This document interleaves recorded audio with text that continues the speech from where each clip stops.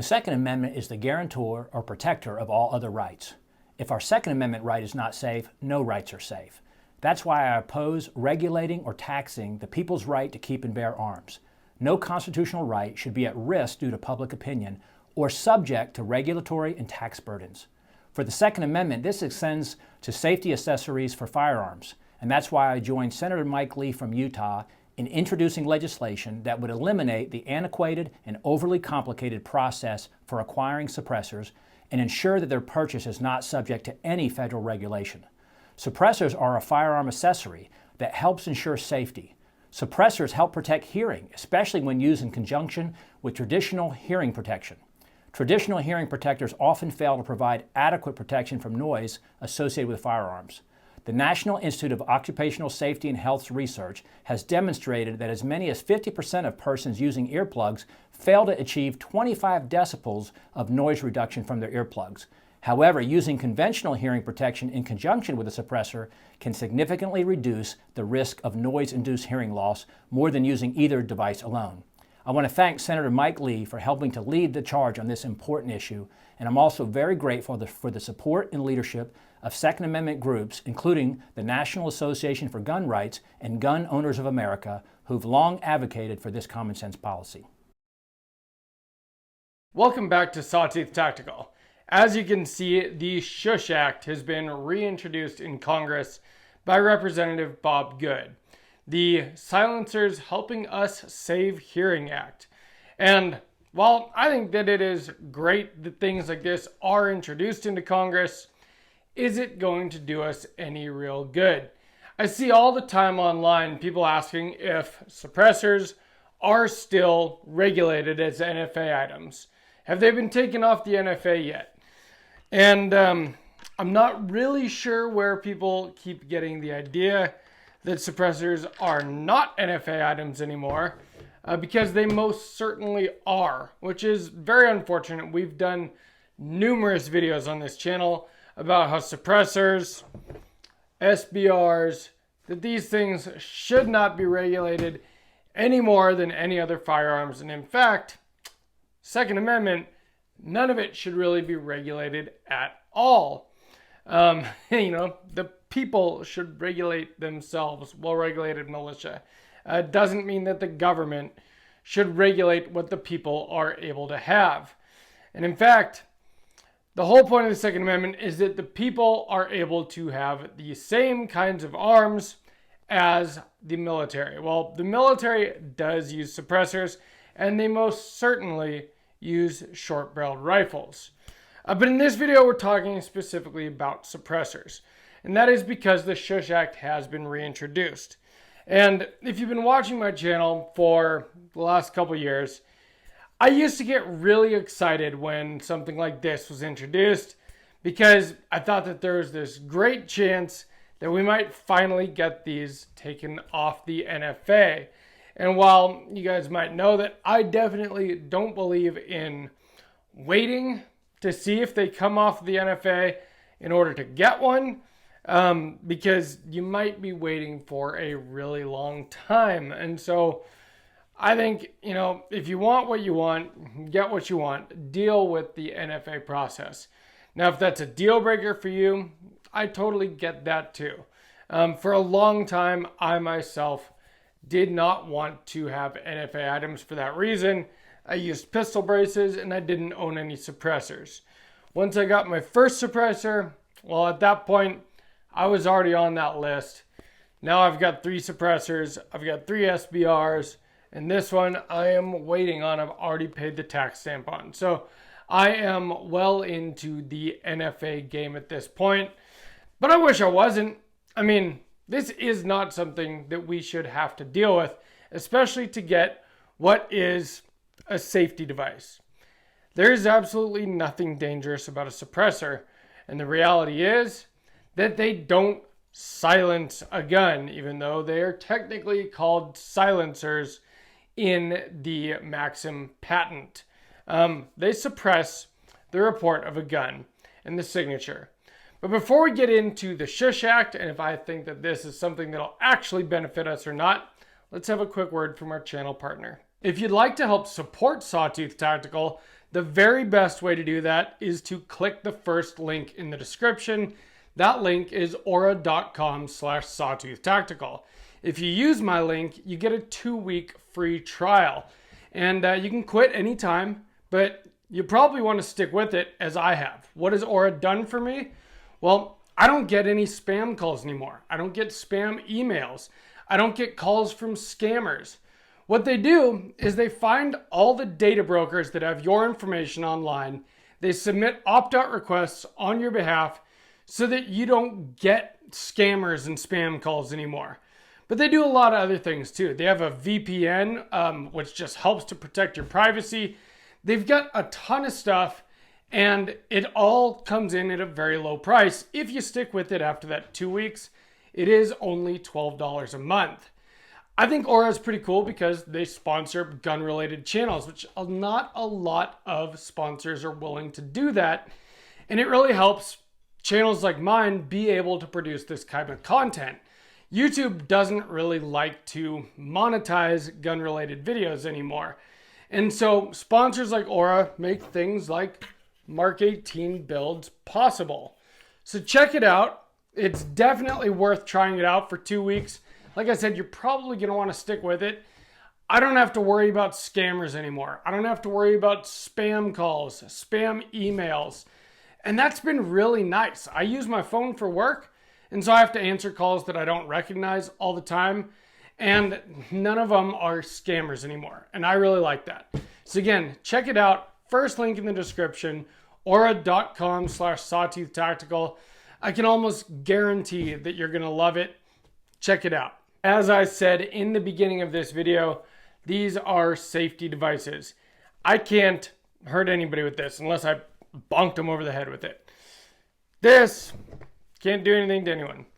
This can, and you can buy it with just, well, not this is an SBR, but a firearm you can buy with just a regular $44.73 and a background check, no $200 tax stamp, no waiting freaking 6, 9, 12 months, or lately a lot less time, but I mean, I've already been waiting a few weeks on this SBR, so, you know, none of that, and you can buy a firearm. A firearm is an actual weapon that you can use to defend yourself, or people can use in, you know, evil ways. A suppressor is not. It's literally, like I said, a safety device. And so occasionally there are these acts introduced in Congress, and I really appreciate the idea behind them. You know, we had the Hearing Protection Act. Well, now we have the SHUSH Act. Like I said, it's reintroduced. This has been introduced before. Obviously, it did not go into law, or we would all be able to go and buy these off the shelf. Do I think that this is going to go into law this time? Unfortunately, no. And I don't want to be pessimistic. Like I said, I used to get really excited every time one of these acts was introduced because I thought that maybe that was finally going to take these things off the NFA. Well, in fact, even when the pistol brace thing first started, the whole, you know, the pistol brace rule, I predicted that it would not pass legal muster, and I was correct about that. But I also thought that that would be the beginning of the end for SBRs being NFA items. And I still think that it might be. But what I've come to realize is that realistically, even if these things are going to happen, they're going to take a very, very long time. And so, in my opinion, if you want a suppressor, if you want an SBR, just go out and get it. Or you could wait until you're too old to be able to enjoy it. But the thing is this. These acts get introduced, and what do you know? It's introduced on an election year. Well, if you are a Republican, a conservative running for re-election, well, generally your base is probably pro-gun. So, of course, it helps you to look like you're introducing things that are going to help the Second Amendment community, right? I mean, I would rather re-elect someone that wants to get suppressors off the NFA than someone that wants to introduce more gun control. And so I get that. What I've come to realize is this, though. They introduce these acts knowing that they're not going to go anywhere. For one thing, even if they pass the House, they won't pass the Senate. And this one was introduced actually in the Senate. And for 2, at least right now, at least until November, or technically January 6th, we have Joe Biden in the White House. Even if something like this passed, he would veto it. He probably wouldn't know that he's vetoing it, but his handlers would tell him to veto it. And he would do what he's told because that's what he's been doing for the last 4 years. Now, depending what happens in this next election, well, we might actually have a Republican in the president. We might actually, I don't want to get my hopes up too much, we might actually get a Republican majority in the House and the Senate and the president. It's right now it's a toss-up. I have no idea if that'll happen or not. If it does, though, just wait and see if things like the SH.U.S.H. Act still get pushed, because we've had a Republican majority in the White House and both houses of Congress before. Why didn't they get rid of the NFA then? You know, we have had a lot of good legal wins lately. A lot of these unconstitutional ATF rules have not passed legal muster, and when they've gone in front of the courts have struck them down. And that is good. Those are wins. But they're not the same kind of wins as getting the NFA gone. Something like that. Get, actual law that's been around for a long time that's unconstitutional. We all know it's unconstitutional and it needs to be done away with. Why can't they ever get anything like that done? Well, when they can, they don't try to. And when they can't is when they seem to introduce things. And I think that it's all just for show. I really hate to say that because the optimistic me wants to believe that these things will happen. And maybe eventually they will. But unfortunately, I don't get my hopes up the way that I used to, because I've seen over and over and over again that these kinds of things get passed. The SHUSH Act, the Hearing Protection Act, or not that they get passed, they get introduced, and then nothing ever really seems to happen. I do appreciate lawmakers introducing legislation like this. I appreciate that it's something that they think about, because it is totally ridiculous that this firearm needs $400 in tax stamps for the way that I want to have it set up.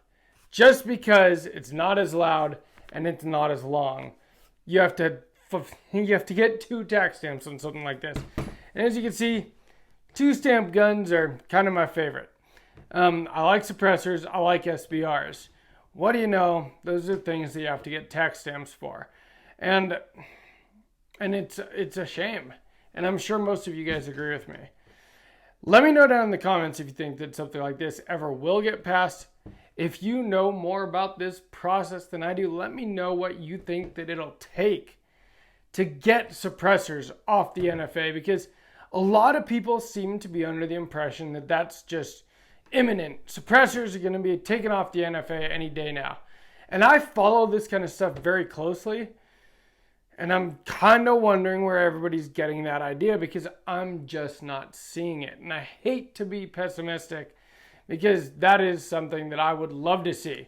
If I didn't have to wait and pay a $200 tax stamp, I guarantee you there would be more suppressors on the guns behind me. I mean, there's already 3 in the video right here, but I mean, the wait and the tax stamp sucks. They're having to get put on a freaking list where the ATF knows what you own. That all is a real bummer. And if that wasn't the case, well, then I think a lot more people would own these type of things. And that's not a bad thing. Suppressors are just something that make your gun not as loud. They don't silence anything. And even if they did, come on. To me, it's ridiculous that these things are regulated the way they are. Both suppressors and SBRs. And I don't really see what's so scary about them, but maybe that's because I actually use them and I realize that they're not any more dangerous than any other firearm. I think that the people that think these things are big and scary things, they watch too many movies. But let me know what you guys think down in the comments. I'd love to hear from you. I try to read every comment. I try to reply to as many of them as I can. I appreciate every one of you guys that watches my videos, and especially those of you that are subscribed. From Sawtooth Tactical, stay strapped or get clapped.